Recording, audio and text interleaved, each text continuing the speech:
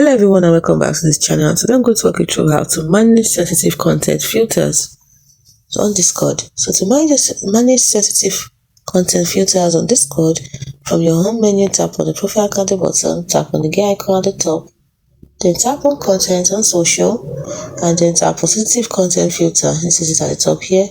It helps you to choose how you want to see image-based media detected by Discord sensitive content filters. Tap on it. Now for mature sexual media, do you want direct messages from friends that contain mature sexual media to be shown? Right now it's on show. If you don't want it, tap on it and you can decide to blur and block. So the three options you have: show, blur and block for each of this. So you just decide the one. Let's say I want to blur, you tap on blur. Then it's the same thing you do for direct message. You decide if you want to be able to see mature sexual media from direct messages. You want to show, tap on show. You want to blur, tap on blur. If you leave it on, you can also leave it on block.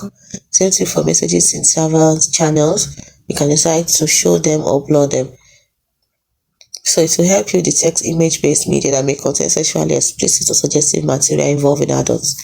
Then when you go to graphic media, so you want it to help you to detect image-based media that may contain violent or potentially disturbing visual content. From direct messages from friends, you tap on it and decide to allow it to show, blur or block. For direct messages from others, you can decide to let it show, blur or block by choosing the option. And lastly, for graphic media from messages in server channels, you can decide to show or blur it. It's as simple as that. You can block it.